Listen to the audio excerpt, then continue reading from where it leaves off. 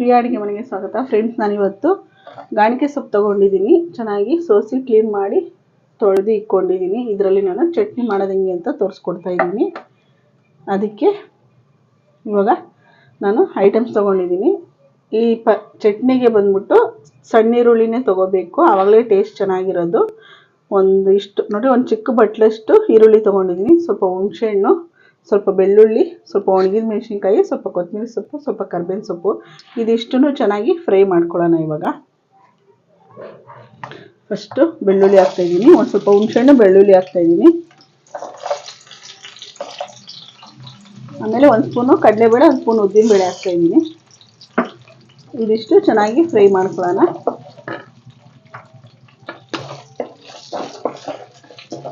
ಸ್ವಲ್ಪ brown colour ಬರಲಿ.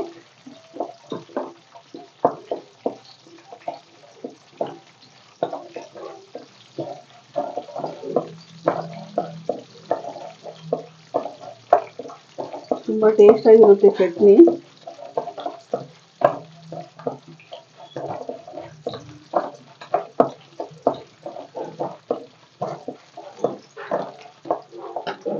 ನೋಡಿ, ಇವಾಗ ಒಣಗಿದ ಮೆಣಸಿನ್ಕಾಯಿ ಹಾಕ್ತಾಯಿದ್ದೀನಿ. ನಿಮಗೆ ಖಾರಕ್ಕೆ ಎಷ್ಟು ಬೇಕೋ ಅಷ್ಟು ಹಾಕ್ಕೊಳ್ಳಿ.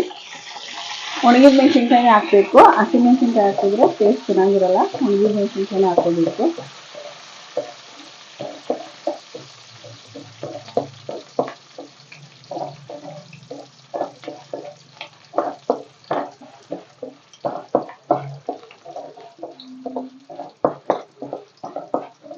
ನೋಡಿ, ಇವಾಗ ಈರುಳ್ಳಿ ಹಾಕ್ತಾಯಿದ್ದೀನಿ. ಈರುಳ್ಳಿ, ಕೊತ್ತಂಬರಿ ಸೊಪ್ಪು, ಕರ್ಬೇವಿನ ಸೊಪ್ಪು ಎಲ್ಲ ಹಾಕ್ತಾಯಿದ್ದೀನಿ. ಚೆನ್ನಾಗಿ ಫ್ರೈ ಮಾಡ್ಕೊಳ್ಳೋಣ. ನೋಡಿ, ಇಷ್ಟು ಫ್ರೈ ಆದರೆ ಸಾಕು ಈರುಳ್ಳಿ ಎಲ್ಲ. ಇವಾಗ ಸೊಪ್ಪು ತೊಳೆದಿಟ್ಟಿದ್ದೀನಲ್ಲ, ಸೊಪ್ಪು ಹಾಕ್ತಾಯಿದ್ದೀನಿ.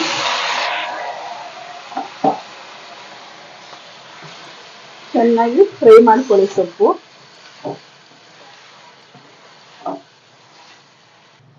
ಇವಾಗ ರುಚಿಗೆ ತಕ್ಕಷ್ಟು ಉಪ್ಪು ಹಾಕ್ತಾಯಿದ್ದೀನಿ.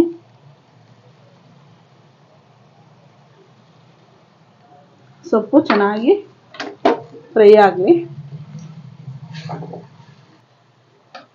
ಇಷ್ಟು ಚೆನ್ನಾಗಿ ಫ್ರೈ ಆದರೆ ಸಾಕು. ಇವಾಗ ನಾನು ಸ್ವಲ್ಪ ಒಂದು ಚಿಕ್ಕ ಬಟ್ಲಷ್ಟು ಕಾಯಿ ತುರಿ ಹಾಕ್ತಾಯಿದ್ದೀನಿ. ಕಾಯಿ ತುರಿ ಬೇಡ ಅನ್ನೋರು ಸ್ಕಿಪ್ ಮಾಡ್ಕೋಬೋದು. ಅಷ್ಟೇ. ನೋಡಿ, ಇಷ್ಟು ಫ್ರೈ ಆದರೆ ಸಾಕು. ಸ್ವಲ್ಪ ಚೆನ್ನಾಗಿ ಆರಿದ್ಮೇಲೆ ತರ್ತರಿಯಾಗಿ ರುಬ್ಕೊಂಬಂದ್ಬಿಡೋಣ. ನೋಡಿ ಫ್ರೆಂಡ್ಸ್, ತರ್ತರಿಯಾಗಿ ರುಬ್ಕೊಂಬಂದಿದ್ದೀನಿ. ತುಂಬ ನೈಸಿಗೂ ರುಬ್ಕೋಬಾರ್ದು, ಇಷ್ಟಿರಬೇಕು. ಇವಾಗ ಒಂದು ಸ್ವಲ್ಪ ಒಗ್ಗರಣೆ ಮಾಡ್ಕೊಬಿಡೋಣ. ನೋಡಿ, ಅಷ್ಟೇ. ಬಿಸಿ ಬಿಸಿ ಅನ್ನಕ್ಕೆ ತುಂಬ ಚೆನ್ನಾಗಿರುತ್ತೆ. ದೋಸೆ ಇಡ್ಲಿಗೂ ಚೆನ್ನಾಗಿರುತ್ತೆ. ಇದೇ ಥರ ಒಂದ್ಸರಿ ಮನೆಯಲ್ಲಿ ಮಕ್ಕಳು ತಿಂದೇ ಇರೋ ಮಕ್ಕಳಿಗೆ ಗಾಣಿಕೆ ಸೊಪ್ಪು ತುಂಬ ಒಳ್ಳೆಯದು. ಮಕ್ಕಳು ಕೊಟ್ರು ಈ ಥರ ಮಾಡಿಕೊಟ್ರೆ ಅವರು ಚಟ್ನಿಯಲ್ಲಿ ತಿನ್ಕೊಬಿಡ್ತಾರೆ. ಗಾಣಿಕೆ ಸೊಪ್ಪು ಕಹಿನೂ ಇರಲ್ಲ ಒಂಚೂರು. ಸ್ವಲ್ಪ ತೆಂಗಿನಕಾಯಿ ಹಾಕಿರೋದ್ರಿಂದ ಕಹಿ ಏನೂ ಇರಲ್ಲ. ಇದೇ ಮೆಥಡಲ್ಲಿ ನೀವು ಒಂದ್ಸರಿ ಮನೇಲಿ ಟ್ರೈ ಮಾಡಿ ನೋಡಿ. ಇಷ್ಟ ಆದರೆ ಲೈಕ್ ಮಾಡಿ, ಕಮೆಂಟ್ ಮಾಡಿ, ಶೇರ್ ಮಾಡಿ, ಸಬ್ಸ್ಕ್ರೈಬ್ ಮಾಡಿ.